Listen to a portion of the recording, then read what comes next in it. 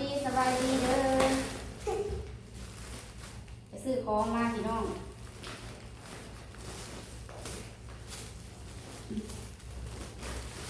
มาพี่ลูกนี่ของเมฆกินประจำนี่มักซื้ออันนี้มาให้ประจำประจำกินประจำมันนี่จะถุงอะไรเอาไปถุงนี่แหละลูก2 คนซื้อ2 อันพี่น้องมันยากใช้ว่ากินโหดจะได้วันทำไทย20 บาทนี่เอ๊ะน้องไหม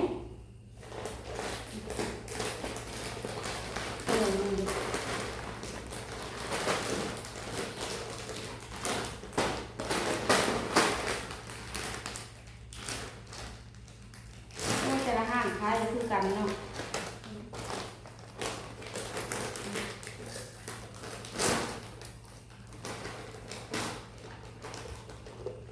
อันนั้นได้ไง13,000หรือถ้าแขกขาย18,000อันนี้ถ้าแขกขาย18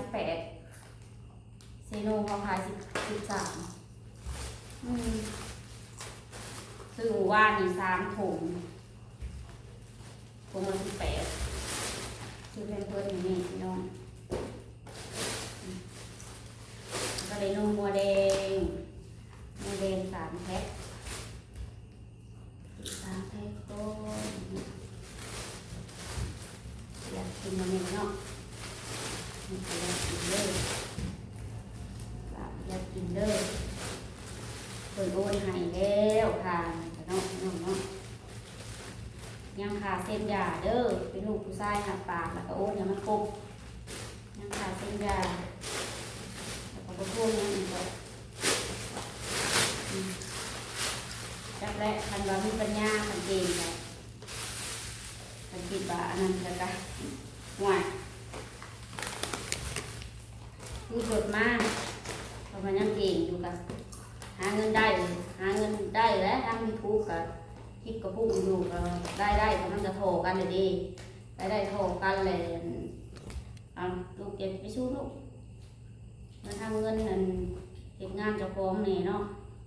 จะได้เติมได้คงบริคาระอย่างเดียวเอามาขึ้นเลยลูกกินก็ยากหรือว่าคอยได้บุญได้ยังซะทุกทีน้องเราเป็นต่อทานคนได้มีแข่งมีขาไปงานมีการเนาะมีแข่งมีขาพาไปงานอยู่ก่อนมันตั้งมันคูนอยากเงือแห้งก่อยเนาะลูกแมงเขาเรือนอ่ะประตูโรงเรียนไปลูกอันนี้สีบนสีหอมเลยสียาเรือนเด็กน้อยเขากินขนมแล้วเขาก็ดีใจเด็กๆอ๋อเลยเนาะก็อยู่ในนี้ก็มีความสุขเลยล็อกลูกอัดดีๆอย่างนี้อัดอันนี้ทำงานก็ลูกล็อกแล้วกันทำงานก็ดึงดีๆหรือแบบนั้น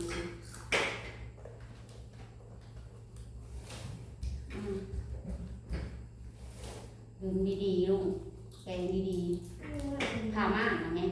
แล้วมันคือกันมันดึงมาดีๆมันไม่ใช่เหมือนกันคือว่าจะมาจะดึงเลย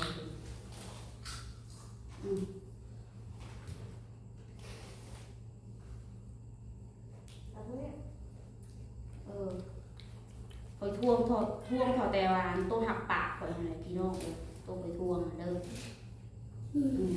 โต๊ะหักปากคอยอะไรคานั้นเส้นยาต่างคนต่างป้าอย่างป้าแล้วมาก็คือ750,000เป็นเงินกี่750,000กี่ก็ได้ร้ายดอกเป็นเงินบาทกับ1,000 บาท1,000 กว่าบาทมาหารกัน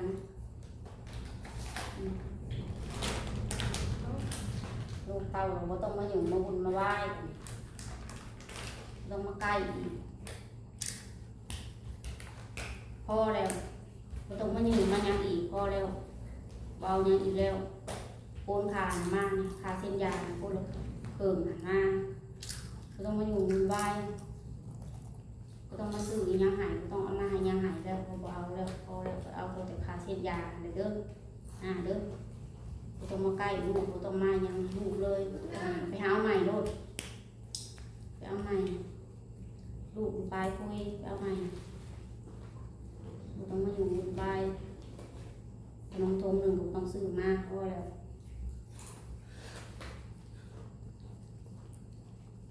เราหักเองบัดนี้คลิปนี้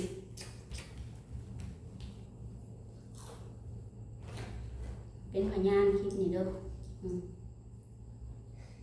เด็ดขาดก็ต้องมาแล้วบ่ต้องมาบ่ต้องส่งต้องยืนบ่ต้องซื้อก็ต้องขอนมทานน้อยๆบ่ต้องซื้อหยังมาเลยข่อยอยากได้เป็นเงิน750,000 กีบ5ไปโป้บ่ต้องมาหาลูกบ่ต้องมาใกล้ลูกบ่ต้องติดต่อบ่ให้ติดต่อมาก็อยากจะมาก็มาบ่ต้องมาอุ้มเอาก็บ่ให้บ่อนุญาตเด้อคันอยากมีสิทธิ์มีอิหยังก็ไปเว้ากันศาลพุ่นลูกแนวนั้นเลยเราจะได้เรื่องไปตอนนั้นตัวที่ว่าลูกผู้ชายหักตาหักตัวที่ว่าคนหักใกล้หักไกลตัวคนหักเองหักมันติดซ้ำใดหนีสิคนหลับคนแรงคนตายคนใส่เขาวิคนจะย่านมีย่านซีนดอกมันหักแล้วมันเป็นแล้วหักเองไม่ต้องมาอยู่วุ่นวายกับลูกเด้อต้องมายืนเอาต้มขนมพ่อแล้วมีกินบ่มีกินกับเรื่องของไทยคอยอยู่ไปอยู่มันต่างคนต่างอยู่ต้องมาใกล้ต้องมาเงียนมาคอยลูกเต้ายามมาหลินนี่กันดิ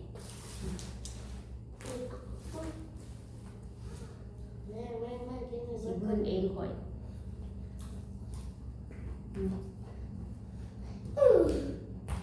สู่เองก่อนสู่เองก่อน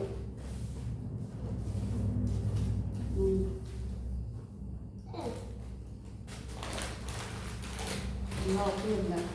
หน้านั่นเราขึ้นห้างกฎหมายโลด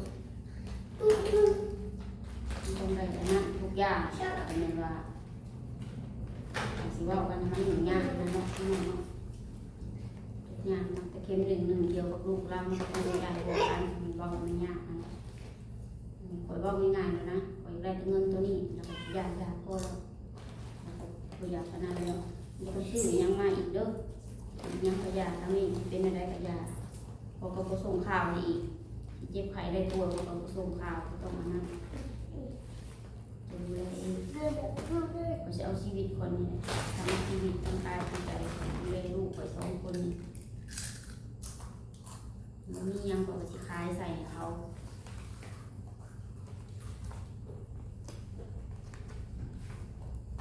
หาบ่ได้ก็จะคล้ายเขาตัว2 คนนั่นแหละเดี๋ยวไปลูกไปทำงานอยู่ไปอยู่มันตรงมาใกล้มาเงียนลูกก็มาใกล้แล้วนั่งอยู่กันหน้ามามือหายหน้าเอาอันนี้ขาดมันไปสั่งเลยเด้อน้องกันหอยไปหาแล้ว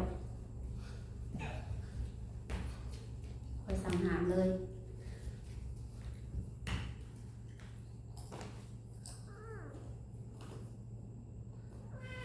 ดูแลเองก่อนต้องมาอยู่มาเกี่ยวแล้ว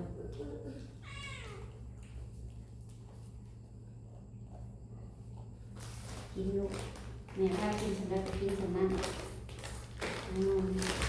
มีซื้อให้กินก็กินมือได้แม่มีโบมีซื้อให้กินกับโบได้กินน่าอีสักน่าสิจำได้เลี้ยงลูกมันยังไง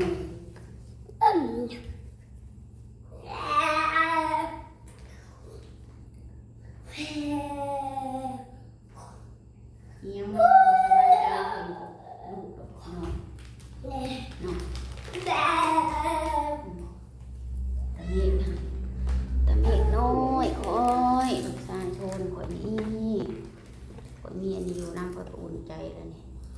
มีน้องเมฆมีน้องลุงเดี๋ยวเปลี่ยนสมโนครัวก่อนสิเปลี่ยนสื่อให้เพิ่นสิเปลี่ยนสื่อให้เพิ่น FC ว่าสื่อมันน่ะนะเนี่ยมันสูงเกินเปลี่ยนสื่อให้เพิ่นสิเปลี่ยนสื่อให้ตาเมฆบัดเพิ่นเปิดเฮ็ดสมโนครัวใหม่แล้วก็สื่อตาเมฆ